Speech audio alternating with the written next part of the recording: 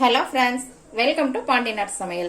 இன்னைக்கு நம்ம பார்க்க போற ரெசிபி என்னன்னு பாத்தீங்கன்னா ஒரு ஸ்வீட் தான். சுசியம் எப்படி செய்யறதுங்கிறது தான். இதை சுசியம்னு சொல்லுவாங்க, சுகியம்னு சொல்லுவாங்க. தென் மாவட்டங்கள்ல எல்லாம் இது ஒரு ஃபேமஸான ஸ்வீட்டு. இதுக்கு தேவையான பொருட்கள் பார்க்கலாம் வாங்க. இப்போ இந்த வீடியோக்குள்ள போறதுக்கு முன்னாடி சப்ஸ்கிரைப் பண்ணாதவங்க சப்ஸ்கிரைப் பண்ணிருங்க, பக்கத்துல இருக்க பெல் ஐக்கான் பட்டனே அமுக்கிடுங்க. இப்போ இதுக்கு என்னென்ன பொருள் தேவைங்கிறது பார்க்கலாம்.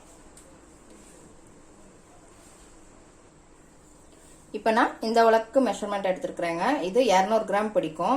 உங்களுக்கு எந்த அளவோ அந்த இதை வச்சு மெஷர்மெண்ட் எடுத்துக்கோங்க. இப்போ இந்த உலக்குக்கு வந்து ஒரு உலக்கு இட்லி அரிசி, ஒரு உலக்கு பச்சரிசி, அரை உலக்கு வந்து உளுத்தம்பருப்பு, கடலைப்பருப்பும் ஒரு உலக்கு, வெல்லம் தட்டினதுக்கப்புறம் இதே அளவுக்கு ஒரு உலக்கு அளந்து எடுத்துக்கோங்க, தேங்காய் கொஞ்சம், நெய் ஒரு ஸ்பூனு, ஏலக்காய் பவுடரு அரை ஸ்பூனு, கொஞ்சம் உப்பு.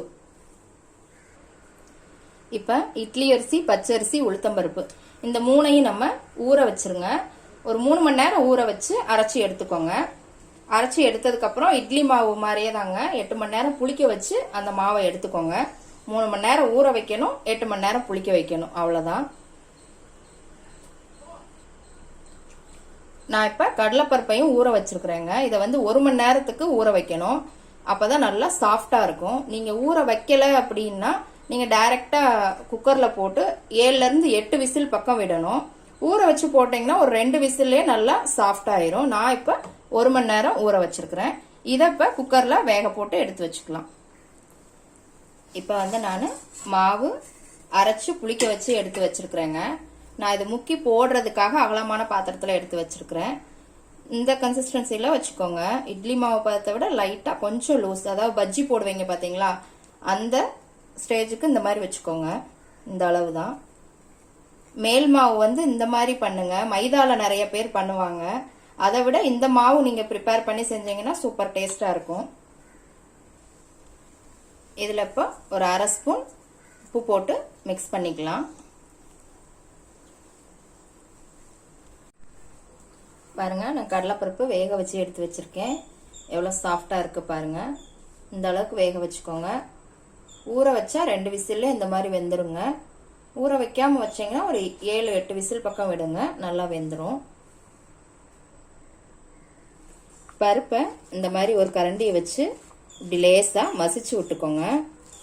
இந்த மாதிரி மசிச்சு விட்டுக்கோங்க.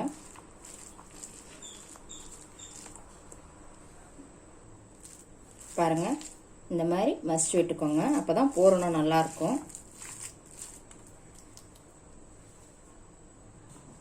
இப்போ ஒரு பாத்திரத்தில் எடுத்து வச்ச வெல்லத்தை போட்டிருக்கிறேன்.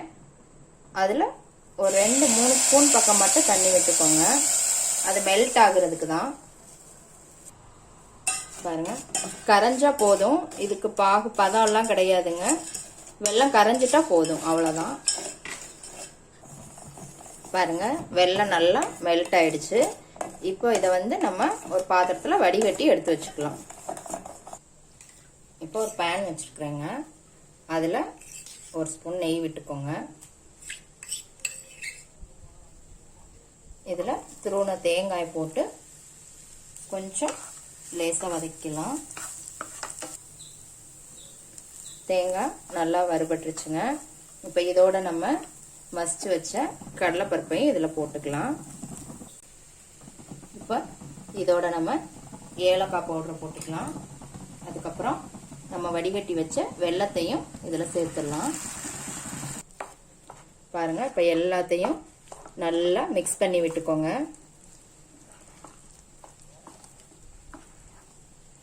இது நல்லா டைட் ஆகணுங்க. சீக்கிரம் ஆயிடும். தண்ணியா இருக்குன்னு நினைக்க வேணாம், சீக்கிரம் திரண்டு வந்துடும். பாருங்க, சூப்பரா நல்லா திரண்டு வந்துருச்சு. ஒரு 2 நிமிஷத்துலயே ரெடி ஆயிருங்க. பூரணம் வந்து நீங்க முன்னத்து நாளே கூட முதல் நாளே ரெடி பண்ணி வச்சுக்கலாம். ரொம்ப நேரம் ஆகுது செய்யறதுக்கு அப்படின்னா முதல் நாளே செஞ்சு வச்சுக்கலாம். தேங்காயை மட்டும் நல்லா வறுத்து நீங்க ரெடி பண்ணிக்கோங்க, அவ்வளவுதான். இப்ப இது ஆறுனதுக்கு அப்புறமா நம்ம உருண்டைகளா போட்டு வச்சிடலாம். பாருங்க, நான் ஆறுனதுக்கு அப்புறம் இந்த மாதிரி உருண்டைகளை உருட்டி வச்சுருக்கேன். ஒரு நெல்லிக்காய் சைஸ் அளவுக்கு உருட்டி வச்சுக்கோங்க. ஆறுனதுக்கப்புறம் உருட்டுங்க.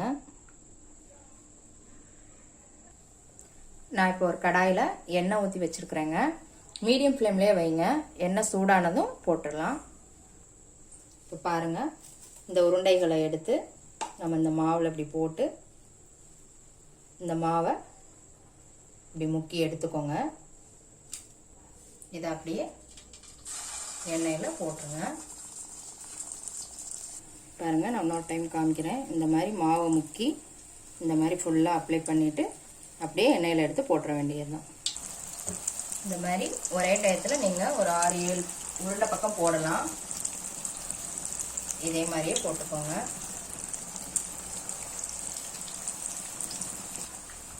பாருங்க, இந்த மாதிரி பெரட்டி விட்டுக்கோங்க.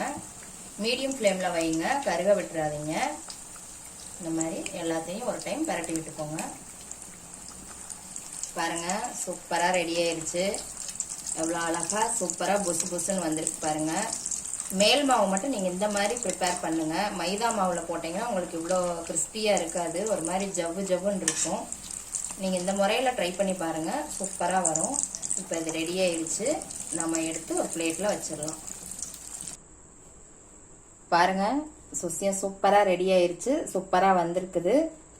கண்டிப்பாக உங்களுக்கு பிடிக்கும். செஞ்சு பாருங்கள். ஃபெஸ்டிவல்க்கெல்லாம் இந்த ஸ்வீட் தென் மாவட்டங்கள்லாம் செய்வாங்க. சூப்பராக இருக்கும். இது எப்படி இருக்குன்னு நான் உள்ள பிச்சு காமிக்கிறேன் பாருங்க. பார்த்தீங்களா, சூப்பராக இருக்குது. ரொம்ப பிடிக்கும் இந்த ஸ்வீட் எல்லாருக்குமேவும். எப்படி இருக்குன்னு செஞ்சு பார்த்துட்டு கமெண்ட்டில் போடுங்க. லைக் பண்ணுங்கள், ஷேர் பண்ணுங்கள், சப்ஸ்கிரைப் பண்ணுங்கள். கூடவே பெல் ஐக்கான் பட்டனையும் அமுக்குங்க. நாளைக்கு மறுபடியும் வேற ஒரு ரெசிபியோட சந்திக்கலாம் ஃப்ரெண்ட்ஸ்.